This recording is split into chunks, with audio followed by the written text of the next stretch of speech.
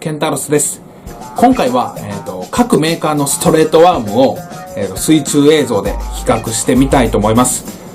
各メーカーストレートワームって、出てるとは思うんですけど、なんでストレートワーム各メーカー出るかって言ったらやっぱ釣れるから、実際ストレートワームめっちゃ釣れるんで。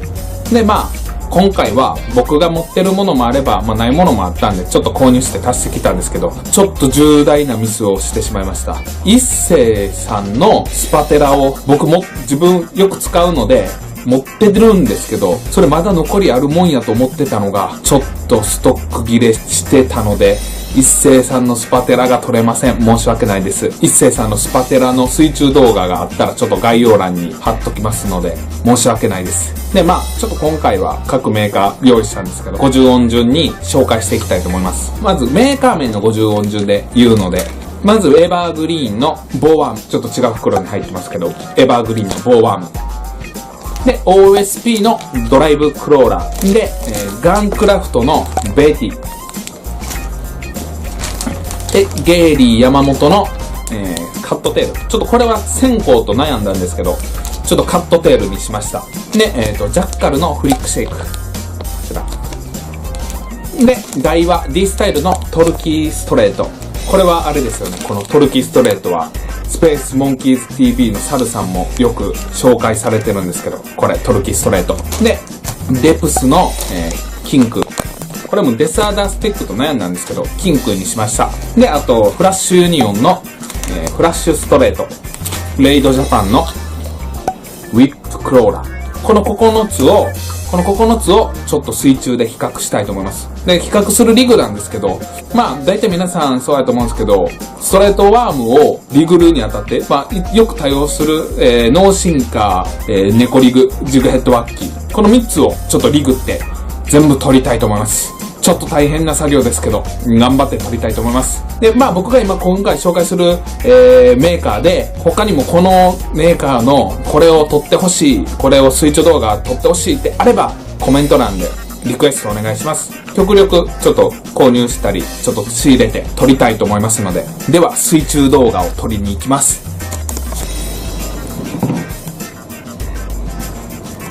では、まず、エバーグリーンのボーワームのノーシンカーから、特徴的なのは、ここの太い鉢巻きと、後ろのテールテールがシュッとなってます。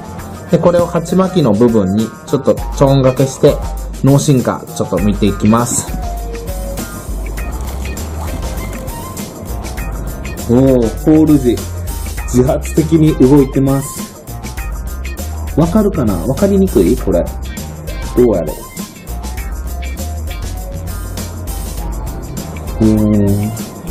超釣れそう。動いてんのわかる？後ろ向きの方がいいんかな。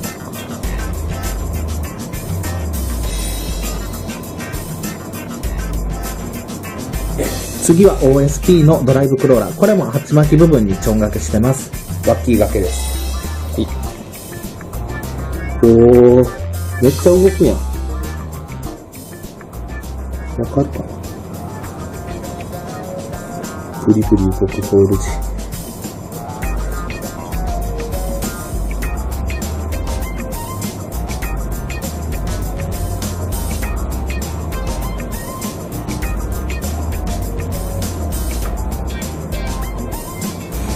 超尻尾動く。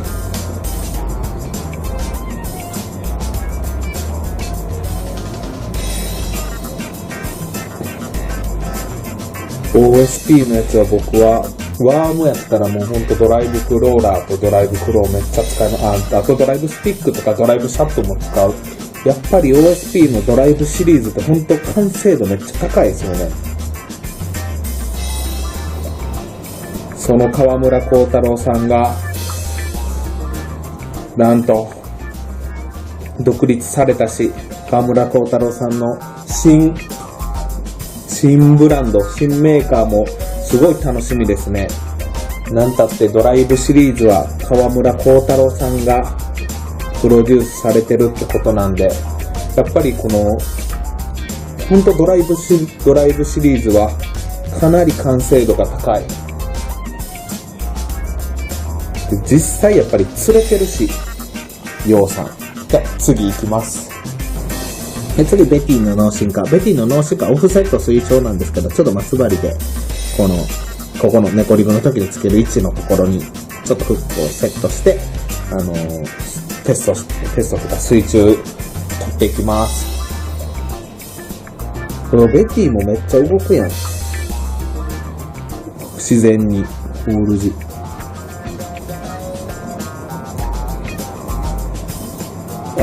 今やった中で一番これ、ワームをピッて動かしたとき一番わかるかな？ホール時一番ブルルルっと動きます。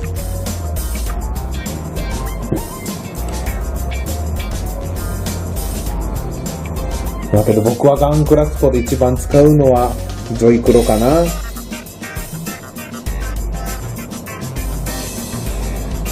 めっちゃ釣れそう。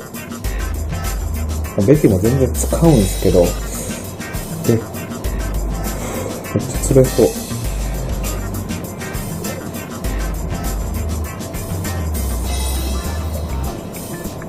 けどこれの特徴的なのはテールと、ボディの間にすごいリブがあるっていうのがすごい特徴で、そこでホール時しっかり水を噛んで、こうすごい、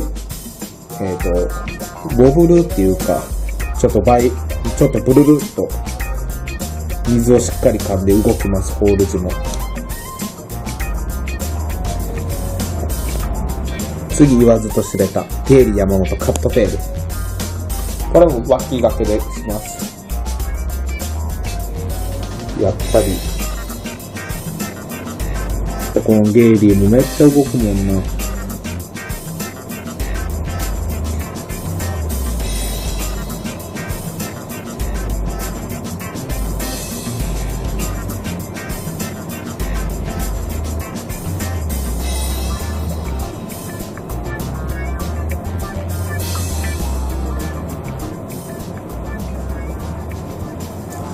今カットテールはもう鉄板ですもんね。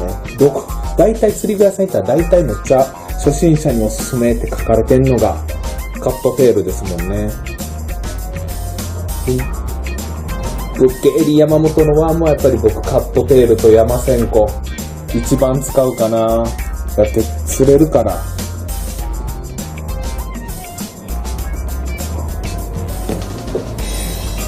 次、ジャッカルのフリックシェイク。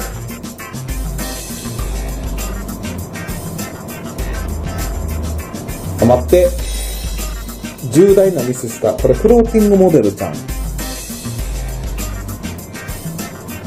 今フックちょっと大きいからフックの重みで沈んでるけど、フローティングモデルやこれちょっと待って、もう一個のフリックシェイク持ってくる。なんとボンミス、さっきのフリックシェイクがフローティングモデルだったので、ちょっと急遽ワンサイズ大きいんですけど、このフリックシェイク使います。脳進化。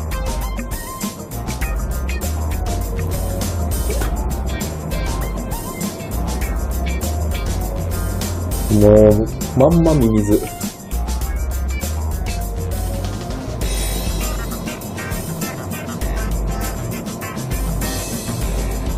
おー。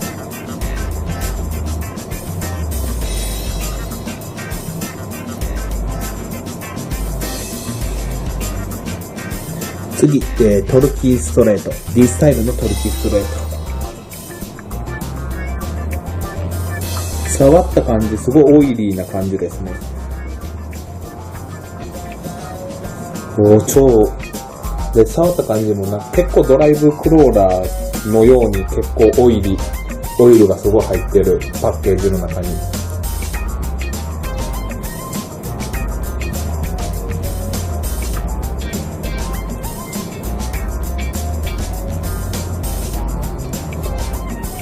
すごいな、これ、動き。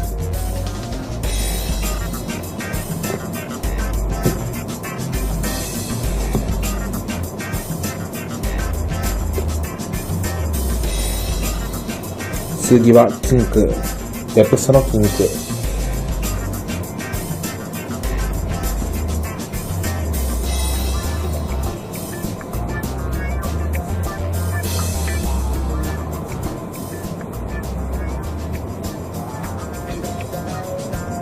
なんかこの今やってる中でキンクが一番マテリアル硬いかな。一番こう張り持ち良さそ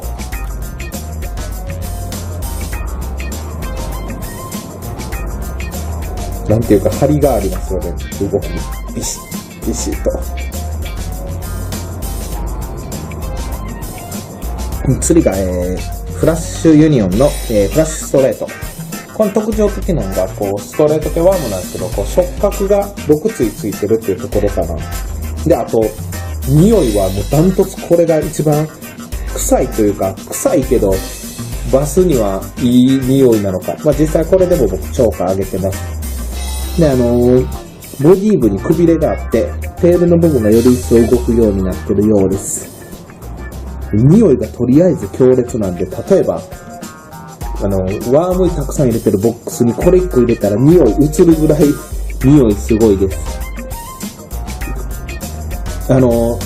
化学臭みたいな感じじゃなくて、本当なんかそのためにバスを集める匂いなんやと思います。ジャパンウィップクローラー、これも、脇差しで鉢巻き部につけてます。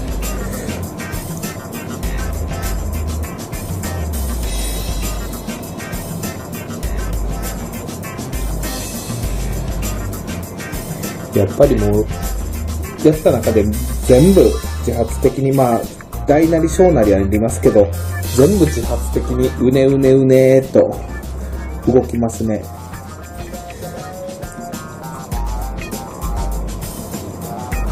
ホール時に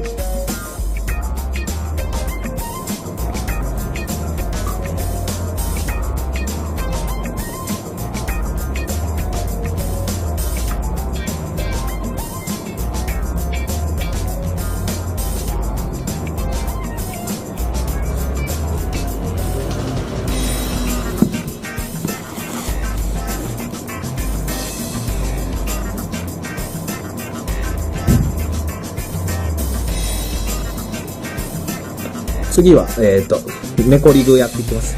ネコリグの刺し方はもう全部、共通させて、こういった感じで、鉢巻き部に縦に刺していきたいと思います。で、シンカーが 0.4g。まず、エバーグリーンのボーワームから。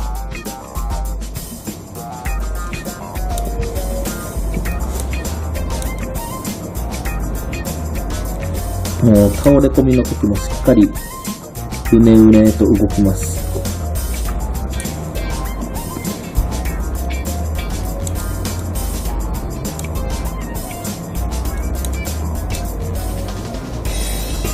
まあ水の流れとかあったらまた動きが変わってくるんでしょうけど、多分これやったら倒れ込むスピードに多分違いも出てくるかと思います。で、まあ僕のこのやってる感じでラインの張り具合でも倒れ込むスピードちょっと変わってきますよね。やっぱりちょっと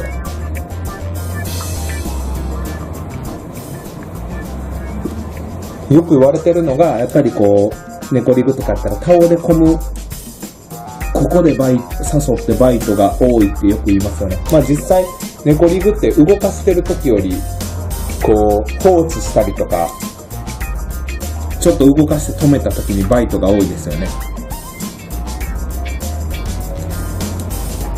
次は OSP のドライブクローラー。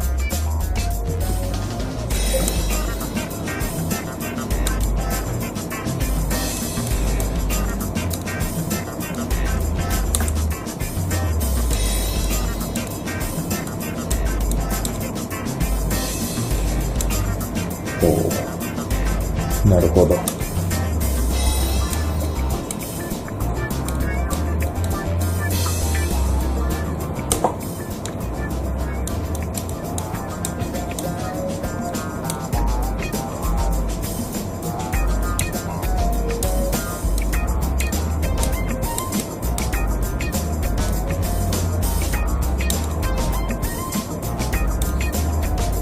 さっき見てわかると思うんですけど、エバーグリーンのボーワームに比べて倒れ込むスピードは速いですね。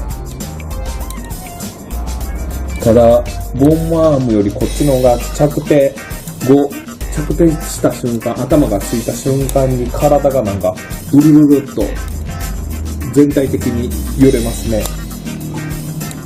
まあ実際どの動きがバスに効くのかはちょっとわかんないですけど、まあやっぱり明らかに違いはありますよね。次、ガンクラフトベティ。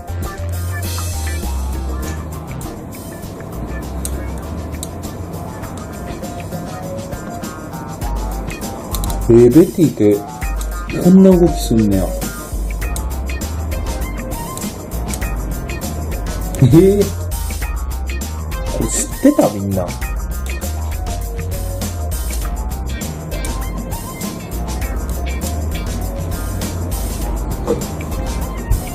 0.4g やったら頭からっていうより斜めにホールする。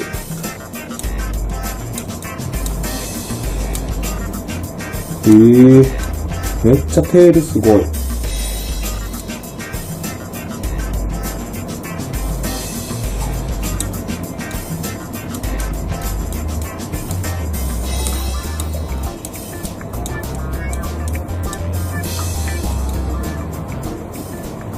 次、ゲイリー山本カットテール、ネコリグ。言わずと知れたカットテール。もう鉄板っすね。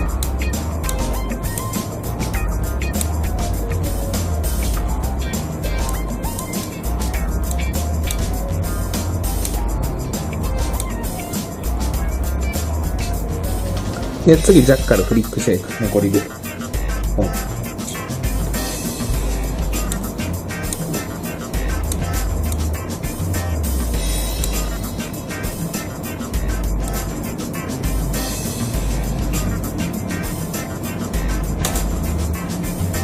リックシェイクも使ってる人多いですもんね。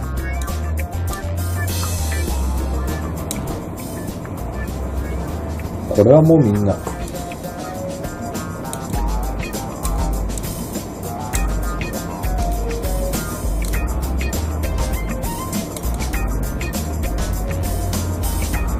次が D スタイルのトルキーストレート。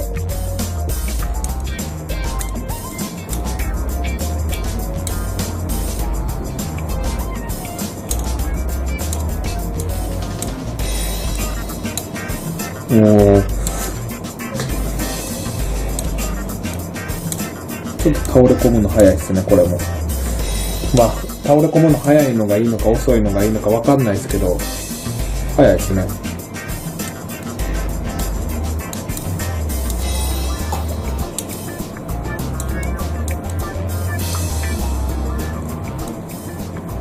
次、デプスキンク。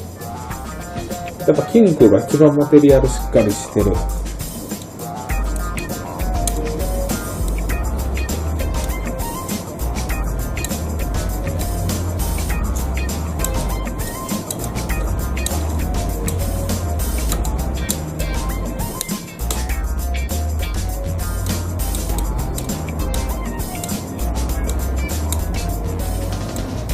次、フラッシュユニオンのフラッシュストレート。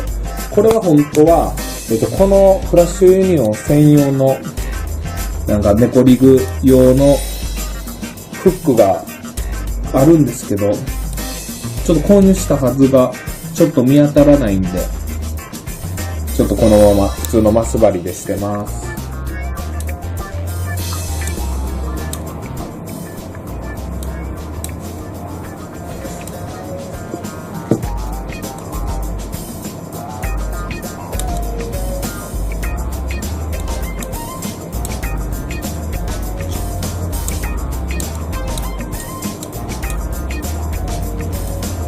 次は、レイドジャパンの、ウィップクローラーのネコリグ。まあ、ウィップクローラーはこれ、よく見ると、こっち側、お腹側がちょっと若干三角形になっていて、まあちょっと、刺す位置によって動きが変わるんですが、今回はもう一般的な付け方で、正面に、ロゴの部分に針を刺して、取ります。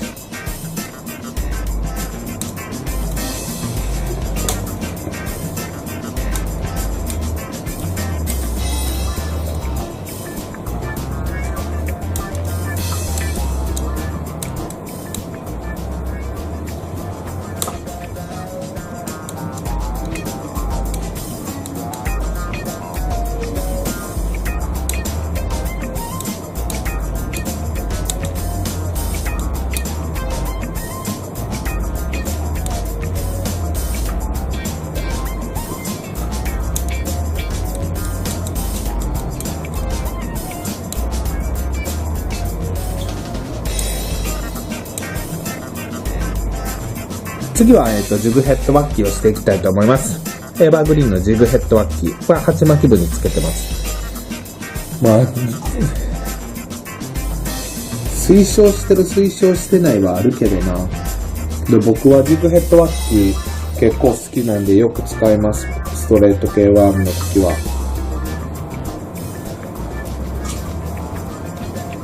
で、意外とジグヘッドつけてても、ホールスピードはそんなに速くならないんで。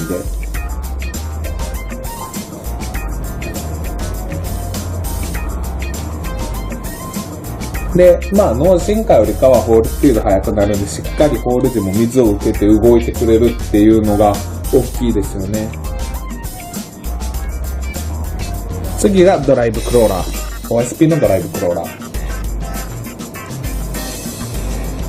めっちゃ動くやん。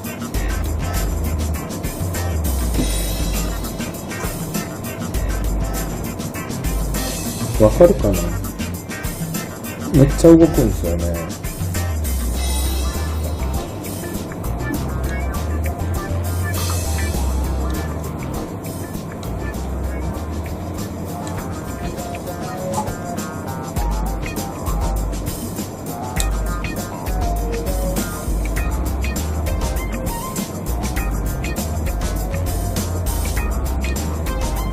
次がジャッカルフリックシェイク。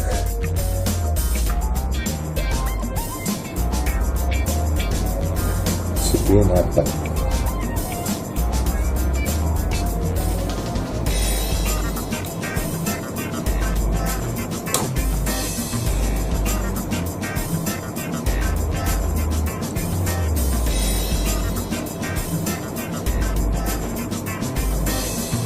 次がゲイリーカットテール。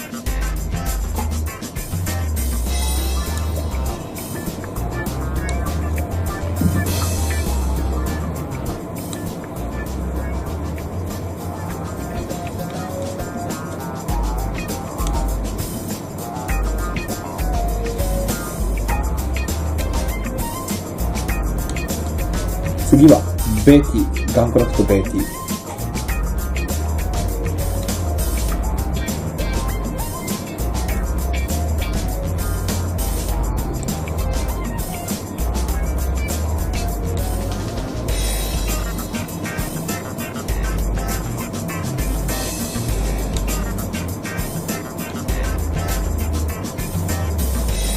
次が、B スタイル、トルキーストレート。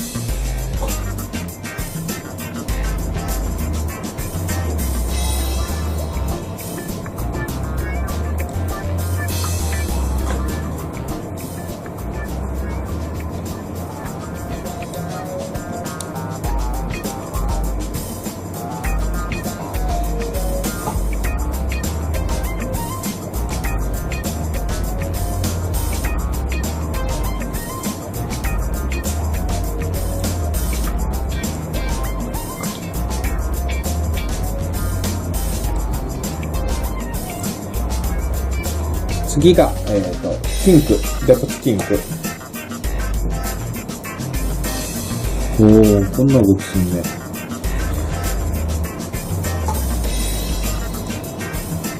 まあ、これだけ言えるのが間違いなくキンクが一番張り持ちいいと思う。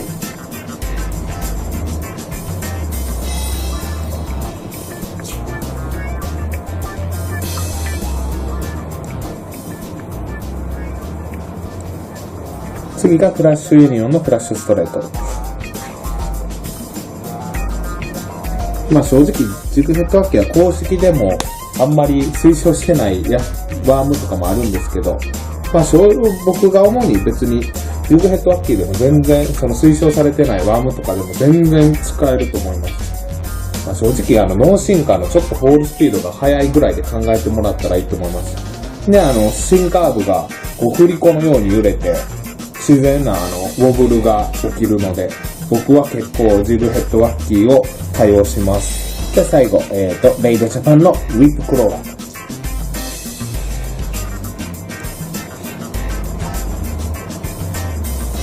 ー。ジグヘッドワッキーやったらやっぱりノーシンカーじゃ届かないところでも、まあ飛ばせるっていうのと、まあ、ただじっくり見せるって分にはやっぱりノーシンカーの方がいいとは思うんですけど、ちょっと動きを強くするとか、そういう分に関しては、ジグヘッド、スケッチジグヘッドワッキンの方が、こんな感じで、動きもしっかり強くなるし、飛距離も出せるっていう感じです。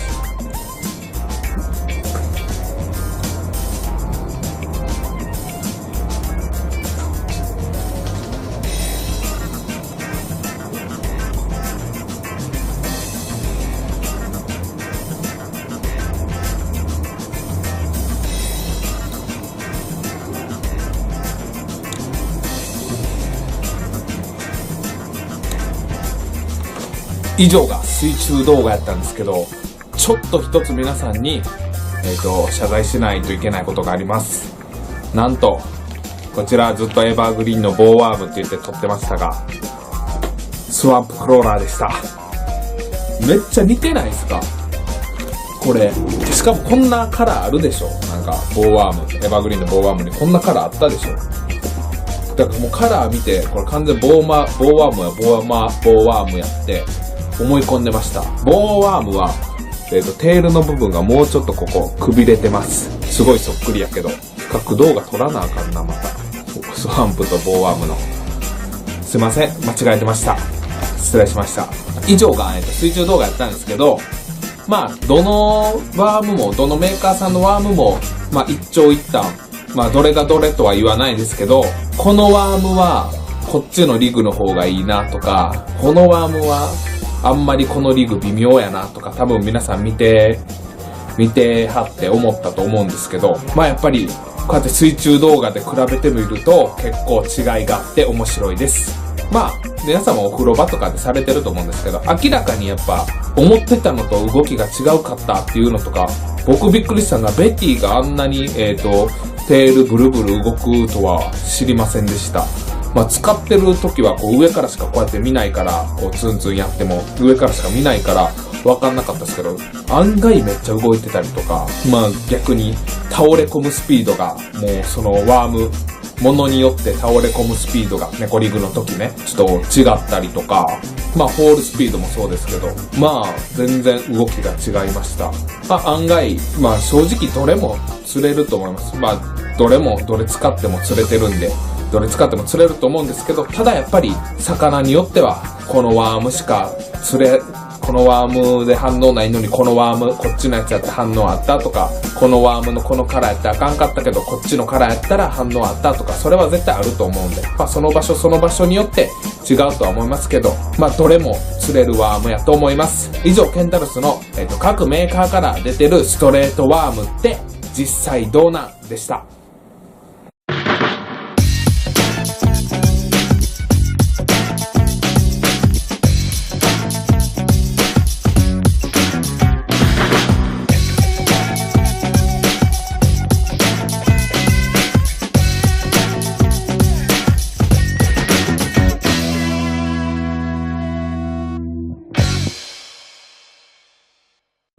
このベティもめっちゃ動くやん。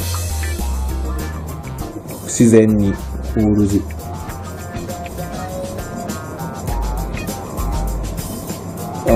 今やった中で一番これ、ワームをピッて動かしたとき一番、わかるかな？ホール時一番ブルルルっと動きます。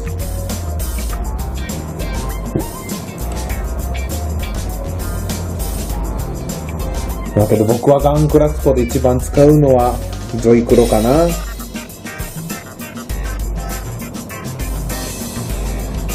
めっちゃ釣れそう。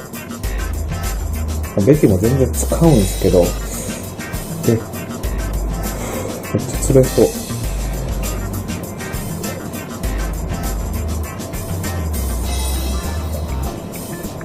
ただこれの特徴的なのはテールと、ボディの間にすごいリブがあるっていうのがすごい特徴で、そこでホール時しっかり水を噛んで、こうすごい、ボブルっていうか、ちょっとブルルっと水をしっかり噛んで動きます、ホール時も。次言わずと知れたテール山本カットテール。これも脇掛けでします。いやっぱり。このゲイリーもめっちゃ動くもんな。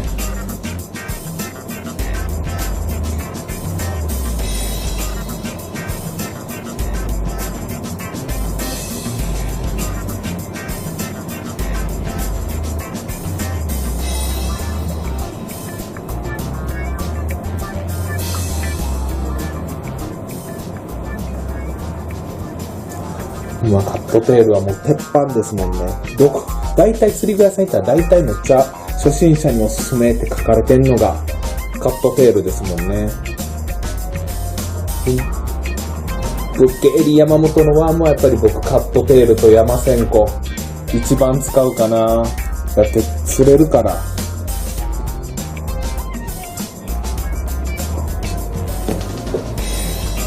次、ジャッカルのフリックシェイク。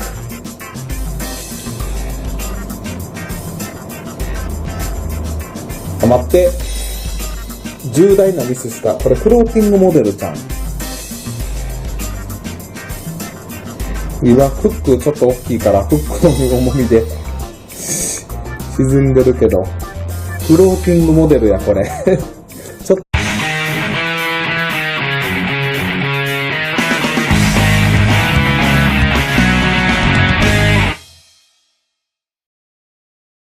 とどうもケンタロスです。今回は、各メーカーのストレートワームを、水中映像で比較してみたいと思います。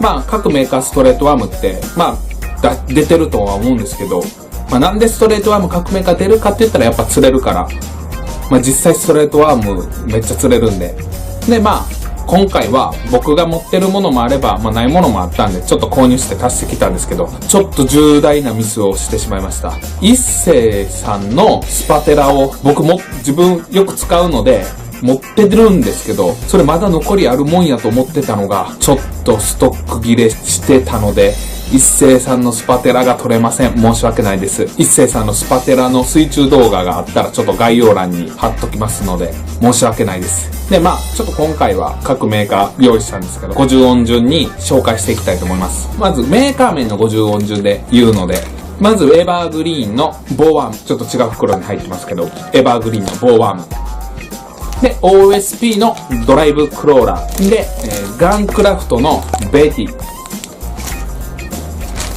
で、ゲイリー山本の、カットテール。ちょっとこれは線香と悩んだんですけど、ちょっとカットテールにしました。で、ジャッカルのフリックシェイク。こちら。で、台は D スタイルのトルキーストレート。これはあれですよね。このトルキーストレートは、スペースモンキーズ TV のサルさんもよく紹介されてるんですけど、これトルキーストレート。で、デプスの、キンク。これもデスアダースティックと悩んだんですけど、キンクにしました。で、あと、フラッシュユニオンの、フラッシュストレート。レイドジャパンのウィップクローラー。この9つをちょっと水中で比較したいと思います。で、比較するリグなんですけど、大体皆さんそうやと思うんですけど、ストレートワームをリグるにあたって、よく多用する、ノーシンカー、ネコリグ、ジグヘッドワッキー。この3つをちょっとリグって全部取りたいと思います。ちょっと大変な作業ですけど、頑張って撮りたいと思います。で、僕が今回紹介する、メーカーで、他にもこのメーカーのこれを撮ってほしい、これを水中動画撮ってほしいってあれば、コメント欄でリクエストお願いします。極力ちょっと購入したり、ちょっと仕入れて撮りたいと思いますので、では水中動画を撮りに行きます。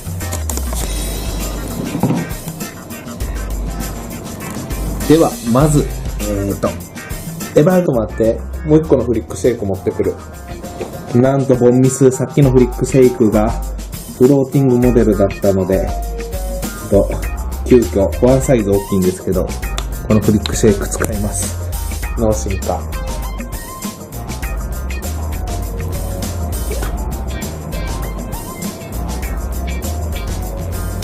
ー。もう、まんまミミズ。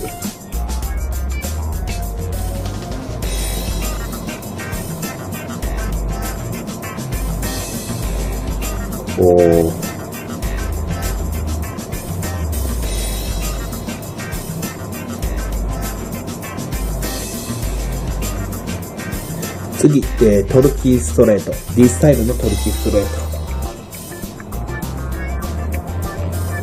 触った感じ、すごいオイリーな感じですね。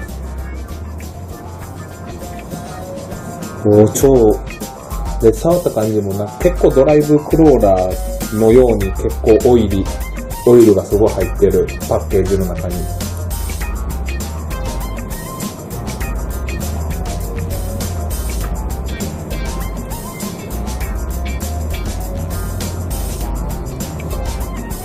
すごいな、これ、動き。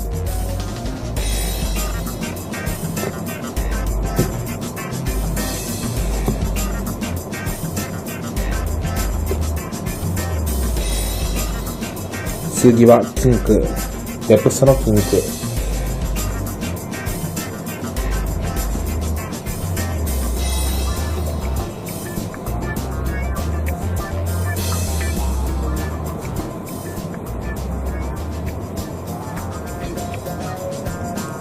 この今やってる中でピンクが一番マテリアル硬いかな。一番こう張り持ち良さそう。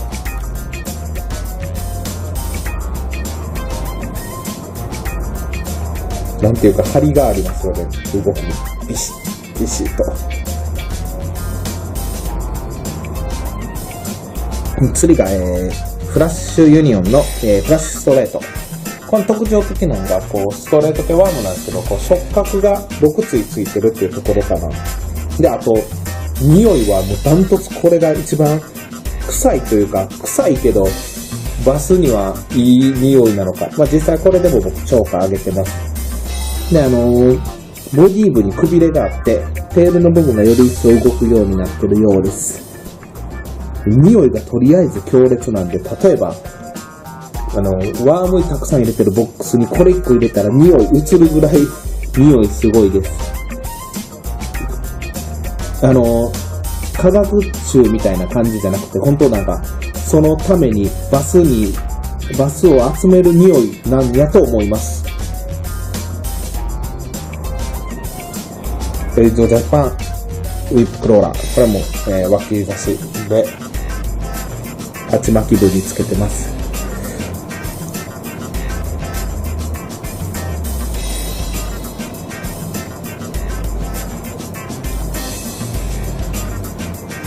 やっぱりもう、やった中で全部自発的に、まあ、大なり小なりありますけど、全部自発的にうねうねうねーと動きますね。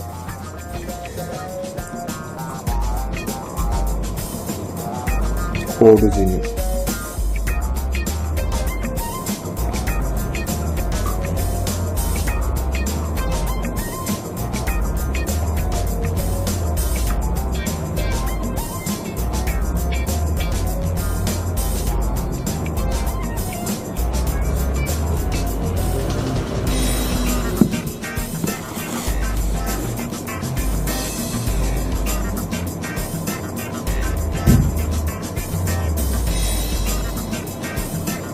次は、ネコリグやっていきます。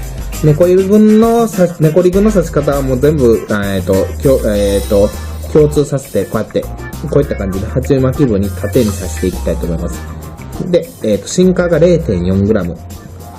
まず、エバーグリーンのボーワームから。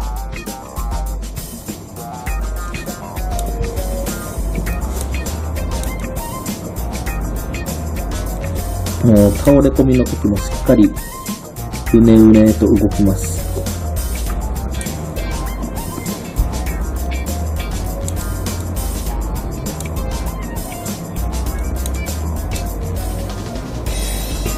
まあ水の流れとかあったらまた動きは変わってくるんでしょうけど、多分これやったら倒れ込むスピードに多分違いも出てくるかと思います。で、まあ僕のこのやってる感じで、ラインの張り具合でも倒れ込むスピードちょっと変わってきますよね。やっぱりちょっと。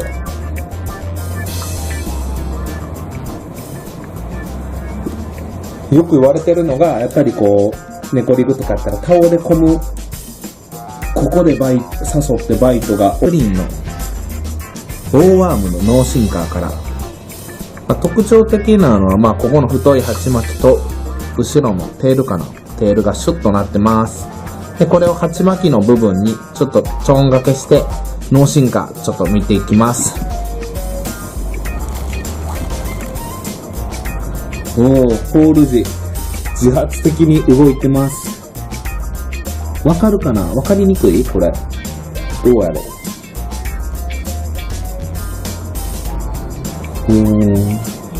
超釣れそう。動いてんのわかる？後ろ向きの方がいいんかな。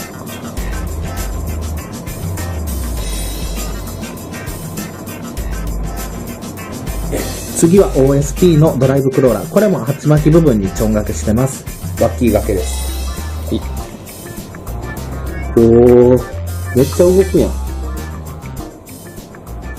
わかるかな？ブリブリ動くホール時。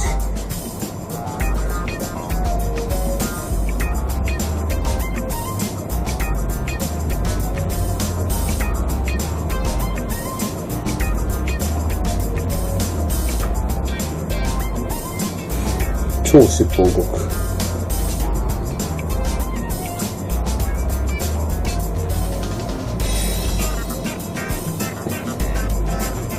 OSP のやつは僕はワームやったらもうほんとドライブクローラーとドライブクローめっちゃ使います。あとドライブスティックとかドライブシャフトも使う。やっぱり OSP のドライブシリーズってほんと完成度めっちゃ高いですよね。